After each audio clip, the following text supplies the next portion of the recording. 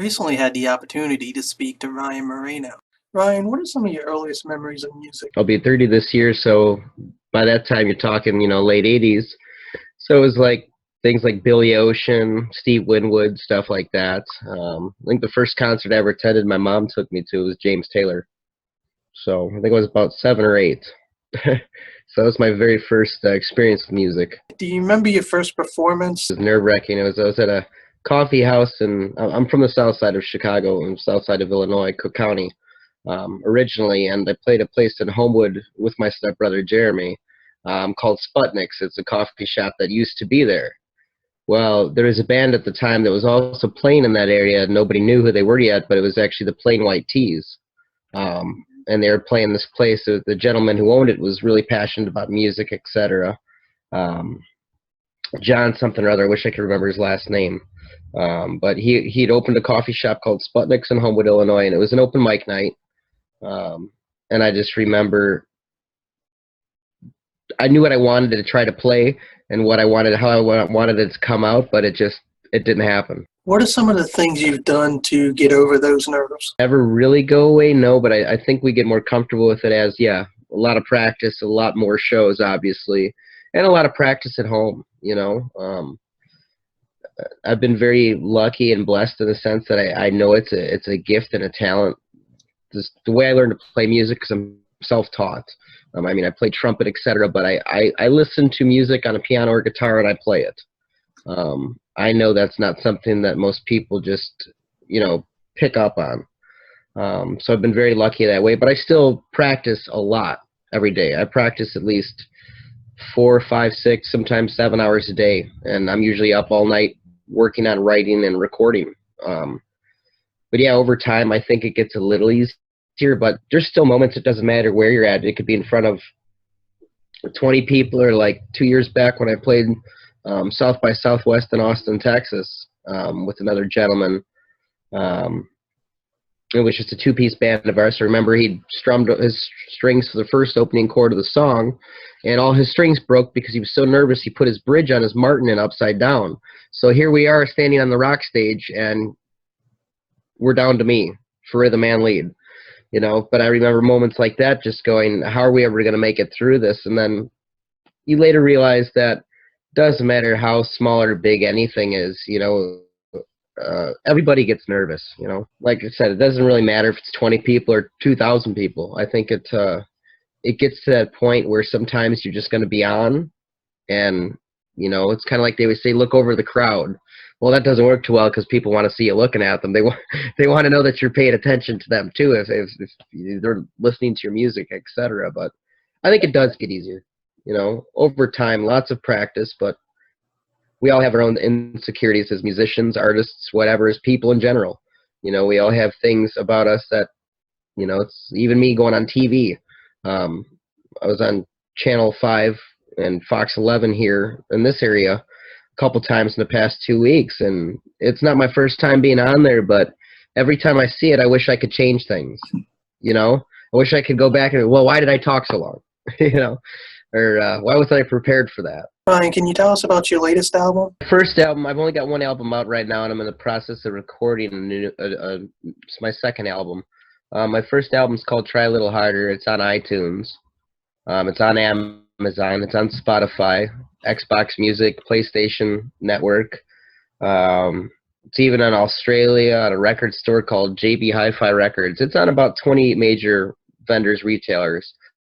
Sony Music Unlimited, I believe. I'd actually have to look to pull it up. There's, I want to say, just around 30 online retailers. Amazon Prime, too. All your major ones that you can think of, it's on there. Are you recording any new music now? Starting to work on my second album, which is going to be, once again, like my first album, all my own originals, but also this time I'm picking a few songs from a couple local musicians out in this area that had wrote songs to record, and a couple other gentlemen I've met throughout the years just playing, one in Georgia, a friend named Ashley Whitley. I'll be covering one of his songs that he wrote. He's from Georgia. And then another musician out in Austin, Texas, named Ian Moore.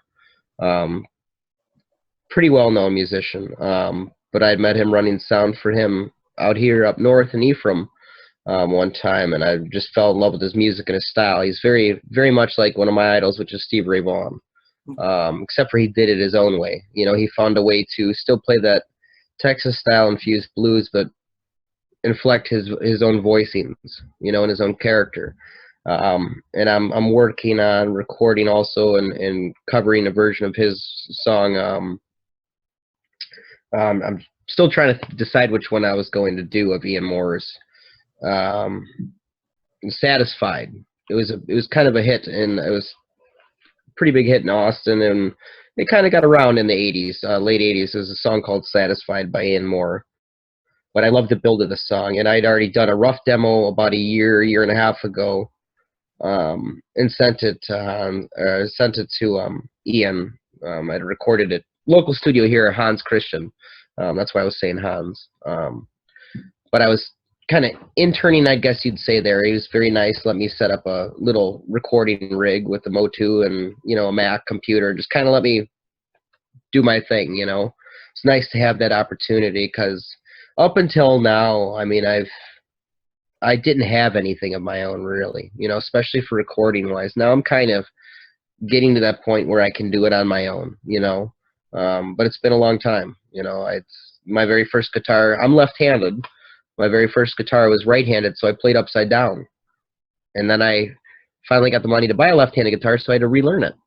So little things like that. I mean, but yeah, it's going to be all original, long story short, and I'm going to try and cover, like I said, a few different local musicians here that wrote their music, and then quite a few of my new songs that I'm working on. So probably be a 10, 12 track album. Try to keep it on the smaller side to make it more of an EP, if possible this time, and put better production into it overall. Your songs have a very personal feel to them. Is most of your music from personal experiences? For the most part, a lot of them are self-experiences. One of them, song Try a Little Harder, which is the title track of the first album. One of the opening verses is, lately I've been running from myself. Sometimes I just can't seem to stand the pain. I don't blame anybody but myself. Love is a lonely fool's game. It's a song I wrote going through divorce. I've been married once and divorced already. And I have 2 children, and things did not go the way at all that I ever wanted them to go, you know. I wrote that song and a couple other ones on the album about that experience, you know. As prepared as you can ever be for different life-changing events like that, you never are. You think you are, you know, and it's like you even go through it. A lot of us go through it as kids. My mother and father weren't married. I met my dad pretty late in life. I was about 15 when I met my father. So naturally, that's all I wanted to do, was be a father, you know. I don't blame him or resent him for not, because it's a pretty mixed up story. But the way I look at it is that's what I wanted to do, and unfortunately, it didn't work out with me and my ex-wife, you know. But it's taken a toll on me tremendously, not seeing my kids every day or near as much as I'd like to, you know. So that actually was the inspiration of a lot of what I did and what I'm doing now. That's why I'm kind of getting out there more now, and more TV appearances, more radio stuff, because it's the only place I really feel like me anymore, or comfortable, is when I am performing or writing music, or playing with other people, or helping, you know, other up and coming musicians. So, but yeah, very personal. If you enjoyed this video and would like to help us improve the quality of our videos and help promote these indie musicians, please check us out on Patreon. I get asked all the time, why do I do what I do as far as helping musicians? And being someone